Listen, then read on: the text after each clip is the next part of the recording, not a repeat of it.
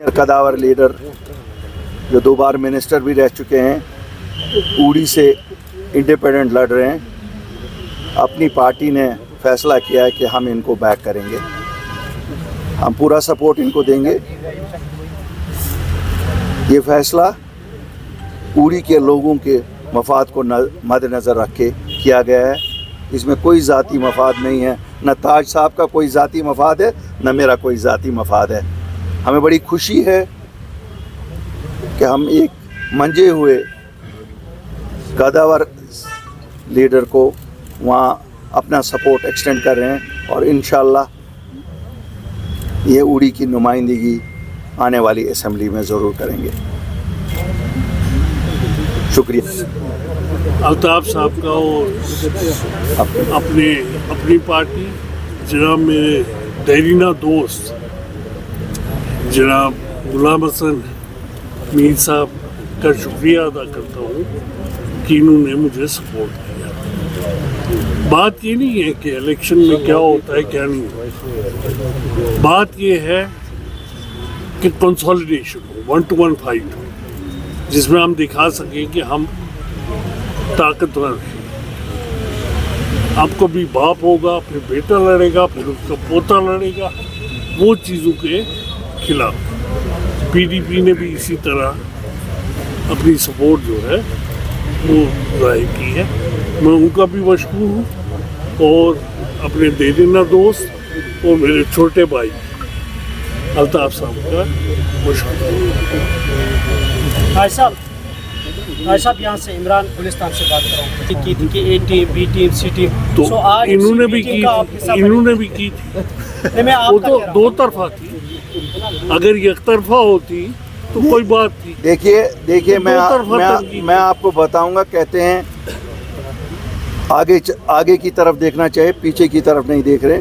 ये इंतखाबात एक ऐसे नाजुक मोड़ पे हैं जब हमारा सब कुछ लुट गया है।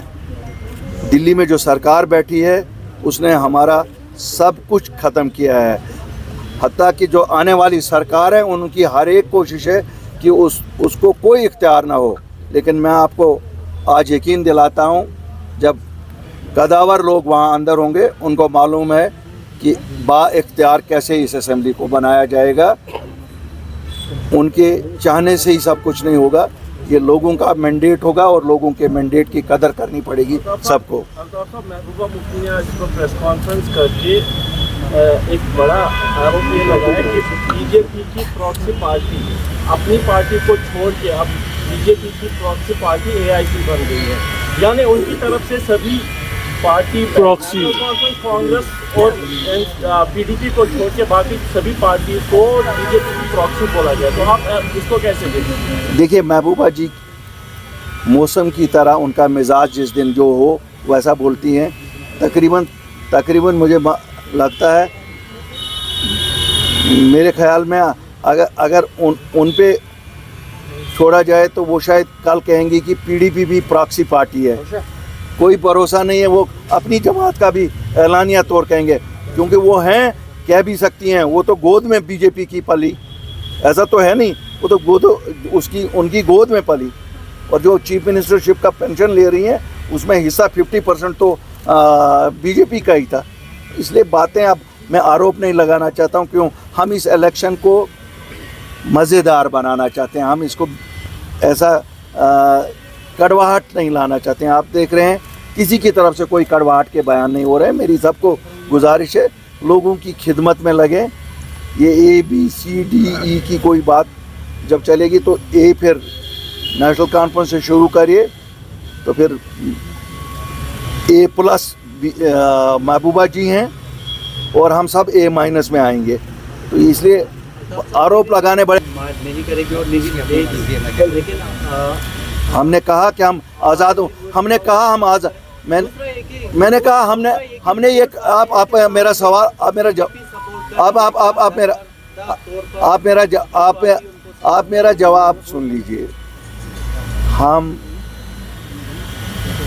जहाँ पे हमें लगेगा इंडिपेंडेंट कैंडिडेट्स अच्छे हैं और कंसोलिडेशन से चांस बनेगा कि सीटें जीती जा सकेंगी, हम करेंगे, कर रहे हैं। करते रहेंगे। मैंने कल भी स्टेटमेंट दिया कि हम कर रहे हैं, और मुझसे पूछा गया किनको कर रहे हैं, मैंने कहा कल प्रेस कॉन्फ्रेंस करेंगे, मैं आपको बताऊंगा किनको कर रहा हूँ। ये तो कंसोलिडेशन तो ज़रूरी है, आपको पता है हर एक चीज़ में कंसोलिडेशन की ज़रूरत है। इस बार आज़ाद उम्मीदवार हो सकते हैं, वो बहुत हम खिदमतगार हैं, हमें जो कहेंगे वो रोल करेंगे, हम खिदमतगार हैं। आज़ाद उम्मीदवार हम किंग हमारे पास शब्द में ही नहीं है। नहीं, मुझे नहीं लगता, सब खिदमतगार के लिए निकले हैं। आज कोई किंगडम नहीं ढूंढ रहा, आज सब ढूंढ रहे हैं कि लोगों को अवामी हुकूमत मिले, कोई भी नहीं। Did you contact Rahul Gandhi after you left Not at all. Ghulam Nabi Azad Sahab? No, not at all. Was there any effort from the Congress to reach out? No. There were rumors that you were convincing them, Azad Sahab, also to come back. No, not at all. There are false. Aftab साहब, मुंतज़िर मईद जो आपका candidate है, मुंतज़िर मईदीन, खबर आ रही है, हवाई खबरें है अभी के विड्रॉ कर दिया है उन्होंने अपना नॉमिनेशन। कंसोलिडेशन के लिए ओके, बिल्कुल यहीं है, यहीं है कंसोलिडेशन के लिए। हर एक जगह कंसोलिडेट, जो भी अपनी पार्टी की मूव है कंसोलिडेशन के लिए है।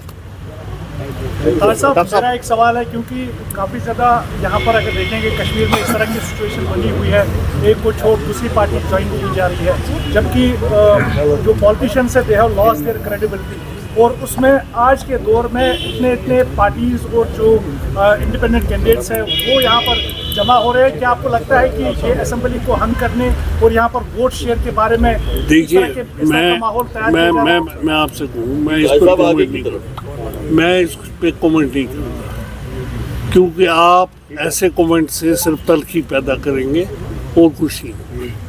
आपको जो सोचना है आप सोचिए। जरा इसमें मैं ऐड एक बात करना चाहता हूँ, ये हमारे मीडिया लोग क्यों कहते हैं कि यहाँ इंडिपेंडेंस न हो जाए? ये कहाँ पर इंडिपेंडेंस की तादाद नहीं है? यहाँ हर एक चीज़ को शक की नज़र से क्यों देखा जाता है? ये आदत क्या हमारी होगी? इंक्लूसिवनेस, पार्टिसिपेशन हर इलेक्शन की शान को बढ़ा देता है। Why we are not encouraging it? Why we are making such a thing? We make things special. कोई शायद कुछ बात है, शायद कुछ बात, शक का माहौल आप लोग पैदा कर रहे हैं। वरना जितने लोग मैदान में आए, it is always encouraging and people should come, they should participate in the elections. वो ज़माना गया जब कुछ लोग मैनेज करते थे इलेक्शन, बाकियों को इलेक्शन में आने नहीं देते थे। अब ऐसा मौसम आया है, हर कोई अपने आप को इलेक्शन में पेश करना चाहता है, इससे किसी को तकलीफ नहीं होनी चाहिए। प्लीज़। ताज साहब, कल आपने एक प्रेस कॉन्फ्रेंस दी थी पीडीपी के साथ ही, और पीडीपी ने भी अपना सपोर्ट एक्सटेंड किया था, और आज अपनी पार्टी, दोनों पार्टियां जो है इनका जो नजरिया है वो मुख्तलिफ है। देखिए, तो अगर कल को आप कामयाब होते हैं तो कौन सी पार्टी है? नहीं, मैं देखिए वो तब की बात तब करें, अभी फिलहाल हम जहाँ हैं वहाँ से बात करता हूँ। उन्होंने भी ये सोचा कि उड़ी के हित में ही है कि मैं हूँ, क्योंकि मैंने उड़ी को बनाया है, उसके गवाह है, तो उन्होंने भी उसी लिए किया और उन्होंने आगे दोहरी चीज़ की। आज ये भी वही बात कर रहे हैं बस, और ये कोई पॉलिटिक्स लंबी चौड़ी नहीं है, इसको मत खींचिए कहाँ ले जा रहे हैं, आप वहाँ नहीं जा रहे, उस तरफ भी जा रहे। बुखारी साहब, यहाँ एक पॉइंट इस वक्त ज़ेर बहस है कि जब 2019 के बाद अपनी पार्टी बनी थी, उसके बाद पीपल्स कॉन्फ्रेंस या बाकी सियासी जमातें, एक नारा था कि नेशनल कॉन्फ्रेंस ने 70 साल 60 साल या 75 साल हुकूमत की, लेकिन शायद कश्मीरियों के पास कोई ऑल्टरनेट नहीं है। लेकिन जब रिसेंटली पार्लियामेंट के इलेक्शन हुए और 70 साल के बाद भी नेशनल कॉन्फ्रेंस ने कश्मीर में 2 सीटें हासिल की, और स्टिल हम देख रहे हैं कि जो नेशनल कॉन्फ्रेंस की मुखालिफ सियासी जमातें हैं वो अभी भी इकट्ठे नहीं हो पा रही है, उनके अंदर कोई यूनिटी नहीं है। देखिए, पहले तो ये सवाल है क्या वो नेशनल कॉन्फ्रेंस ने जीती, फिर नेशनल कॉन्फ्रेंस के सदर ही जीत जाते? पहला तो ये सवाल है। नेशनल कॉन्फ्रेंस में टिकट पे 2 मजहबी रहनुमा उठे, उन्होंने जीती। तो जो तजिया नगार हैं आप जैसे, शायद मैंने बड़ी तजिए उस पर सुने कि ये नेशनल कॉन्फ्रेंस की जीत नहीं थी।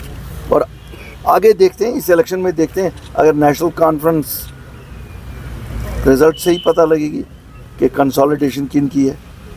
तो अल्ताफ साहब, आपको क्या लगता है कि इस इलेक्शन में क्या इंडिपेंडेंट्स एक थर्ड फोर्स, एक पोटेंट फोर्स बन के आएंगे किंग मेकर की सूरत में? मुझे नहीं लगता है ऐसा कुछ जो लोग सोच रहे हैं। अच्छे लोग मिल जाएंगे और एक अच्छी सरकार दे देंगे। Thank you sir.